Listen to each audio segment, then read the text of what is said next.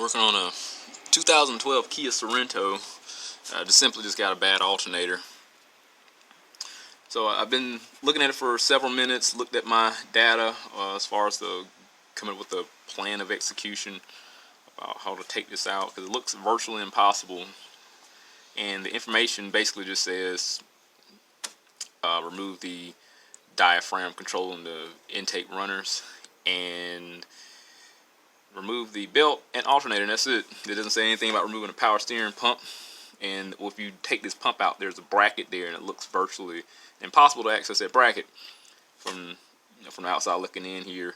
So what I'm going to do, I'm going to obviously take the power steering pump out, take this reservoir out, get the pump out, take the mount out, and I should be able to have a lot more clearance, jack the motor up from the bottom, and then I'll be able to see if I can take those fasteners out for the alternator and maneuver it out through here. Hopefully that'll work out like I'm projecting, but we'll see. So let's get that. Let me get my tools together and we'll get to work.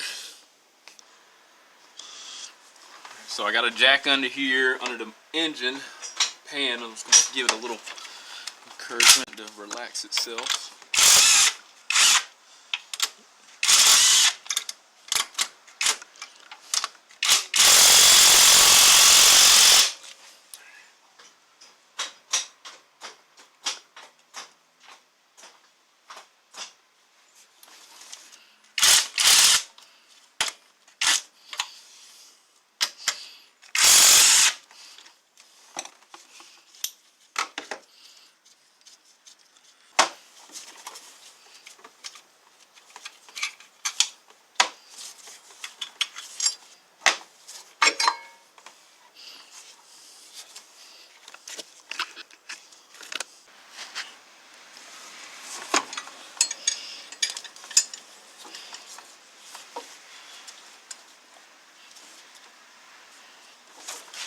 Take it off the smooth pulley.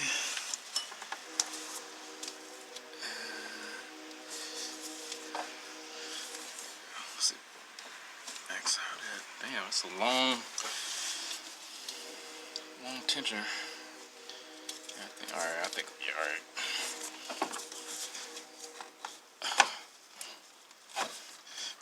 Yeah, we'll have to do a little work to get that one back on. No big deal. We got a ratchet wrench. We'll get it on there. Then we got the power steering pump here. We're gonna rotate this.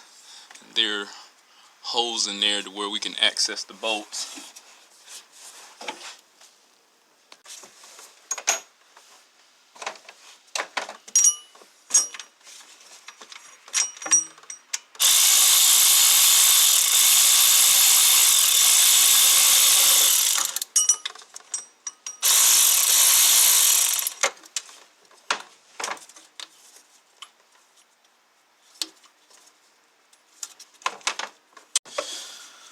So there are two short ones,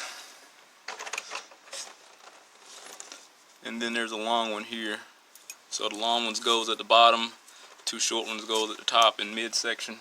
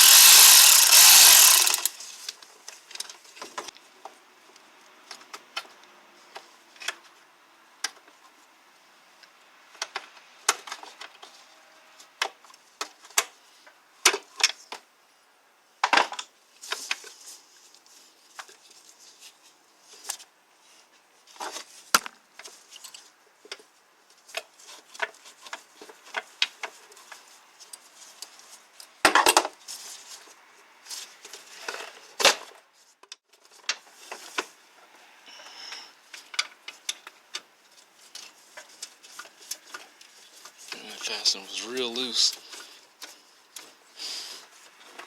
Oh, it was barely on there.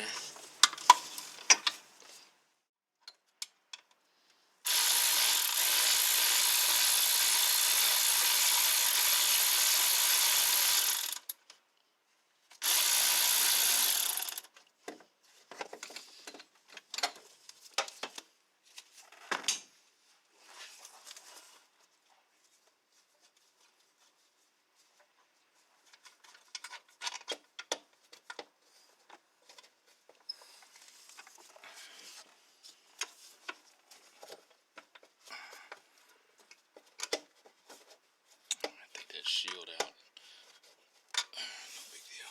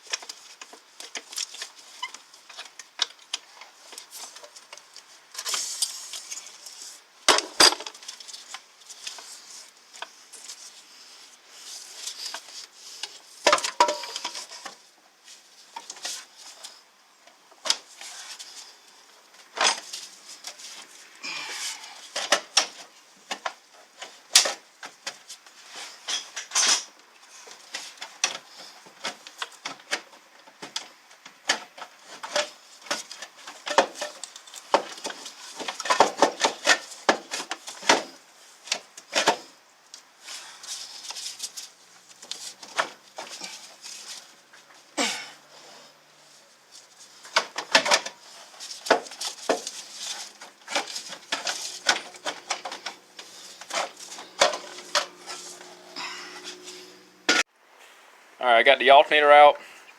I just want to go over a few things that I've done in the midst. I couldn't record every single thing. It's very tight space-wise, and I don't know why, even though it's like 40 degrees, and well, 50 plus degrees in here, my phone overheated. Crazy. Long story short, I guess in hindsight, I should have pulled the pulley off first for the power steering pump. Drained and pulled off, probably drained it, but I want to make it the least amount of mess as possible. So that's why I was fighting with it to get it out in this area here. I just want to show you also what it looks like that you weren't able to see where I was pulling off. So back here is where the vacuum solenoid for the intake runner resides. That's where's that joker at? That's this here for the intake runner, the diaphragm, and then it's electronically controlled by this solenoid here. It looks like a purge valve solenoid, and this is held on by one 10mm fastener that goes down here, and then the vacuum solenoid goes here. I was using a flathead to pry out of that joint, that socket there, ball and socket right there, that controls the actuation for the butterflies inside there. And what you probably didn't see was me pulling off the AC compressor, the connector down here. It's going to be right here for the AC compressor. That's somewhere back here. Here's the connector for the alternator, and then there's our 12-volt power wire right there. The battery is disconnected. So I'm going to have to hook all this stuff back for the AC compressor, and they're all on the same harness, and the alternator, and then we got our 12 volt here, and there again there's the connector for the alternator. Don't want to forget that, because so you don't break the connector. Also, I could have removed the front motor mount. Luckily I was able to jack it up high enough just to get a little bit of space between here. There's a bracket right here that connects to the radiator. I can't remember if these are threaded through, or if it's just a nut down here at the bottom that allows it to have its clamping force. But I didn't want to take a chance and pull that out and it leak Freon, so I just left that alone, and was able to move that alternator out, despite this probably would have made a big difference here with clearance, getting that alternator out there. But this is supposed to take 2 hours. I'm going to work on getting the alternator back in here, and I'm going to try to fill in those voids that I'm missing. But for the most part, it was a 17 millimeter. And to get the mount out, I jacked the bottom of the engine up through the oil pan. 19, 14, and 12. Those few sockets there. So I'm going to work on getting this stuff back in, and I'm going to need to give all my attention to this joker here, because it's pretty convoluted. I don't want to mess up anything. And I don't know if anybody noticed, but the radiator is got a little hairline crack down at the bottom down there. Let's see here. There you go.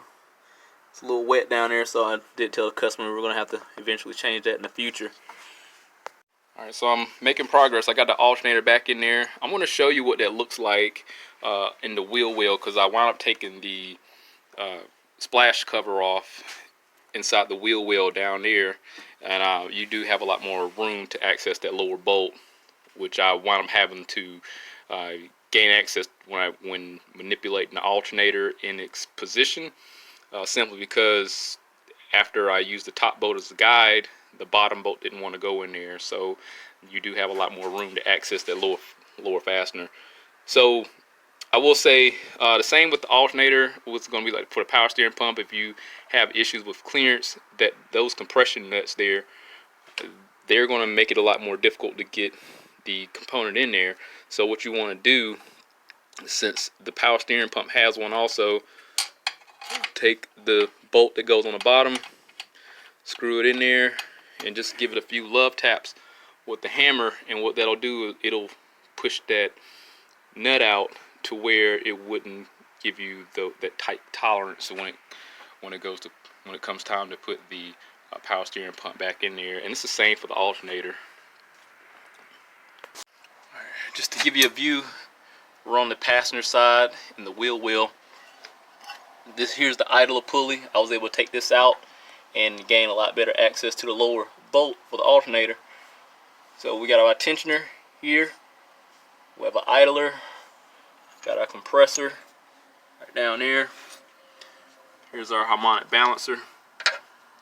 And up here we have our water pump.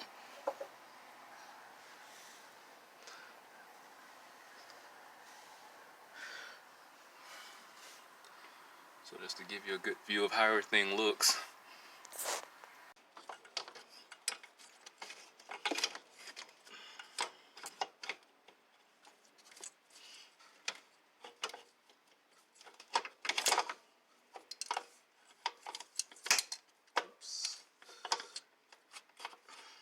So you see the three fasteners here, the bolt holes, where those small and long ones go. So the upper two here is going to be where the shorter ones go, and the bottom is going to be where the long one.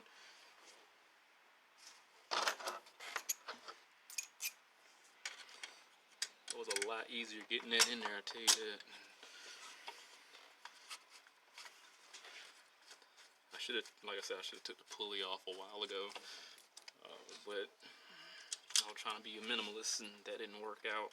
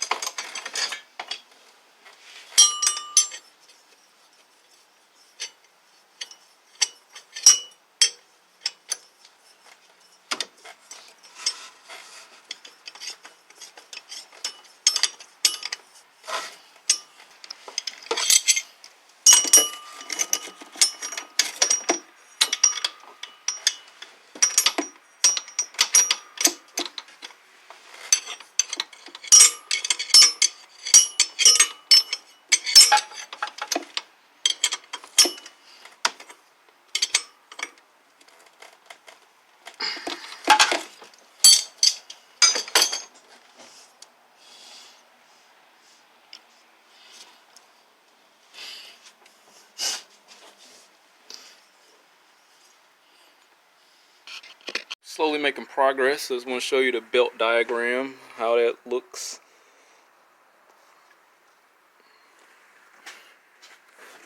So we're going over the alternator here under that small pulley.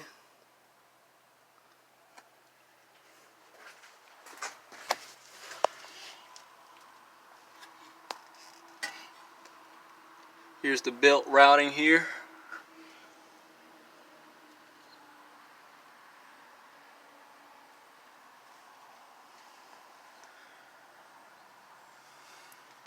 Going around the harmonic balancer, around the AC compressor there.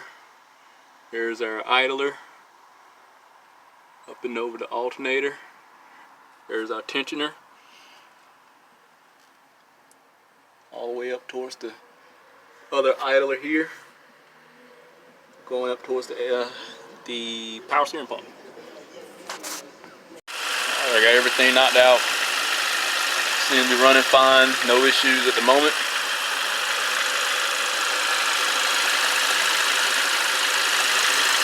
Everything's on track, belt, power steering fluid filled all the way up. AC compressor works.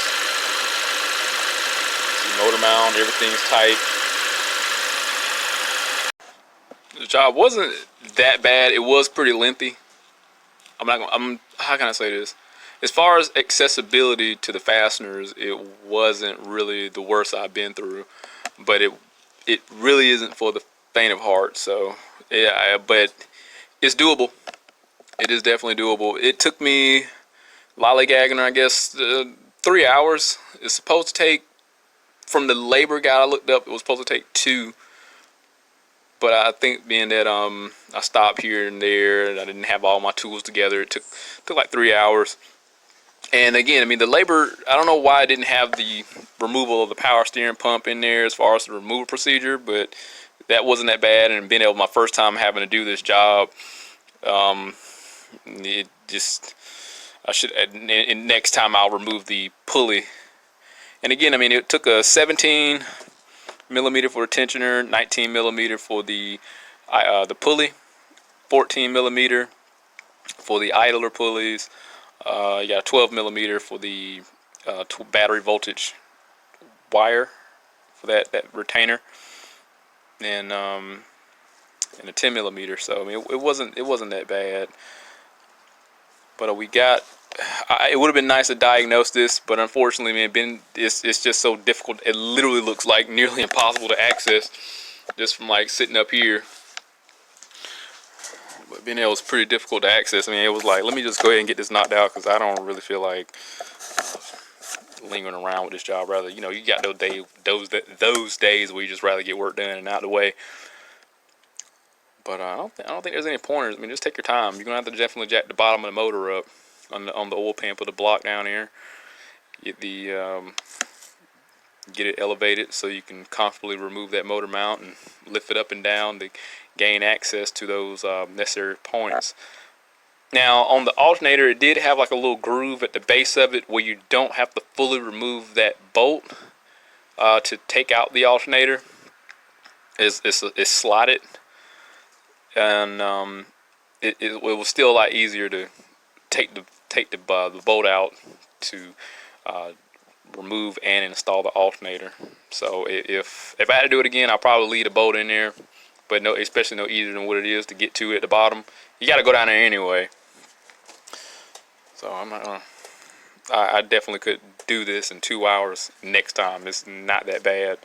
But other than that, like I said, 2 hours, not too bad. You know, the fluids you gotta top off. It was the power steering fluid. Oh yeah, I don't know if I mentioned this motor was replaced before. Dealership actually, I don't know how one of their lube techs didn't put any oil in it, and this motor is new. From what I understand, this happened a couple years ago.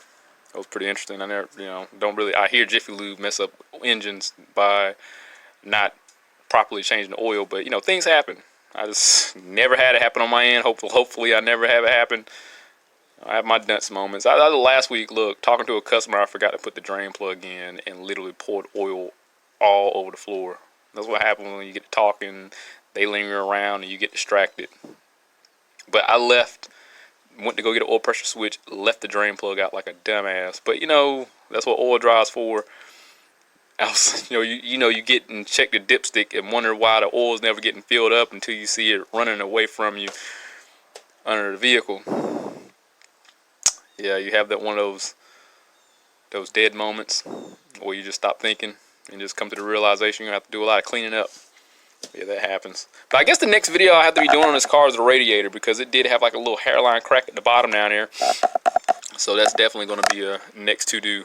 I mean, I've done like everything else on one of these vehicles, like front end work, because it was a Kia Sorento 2012, one of my old videos. But anyway, I'm going to hit that link, subscribe to the channel, stay informed, have the rest of some work. See you next one.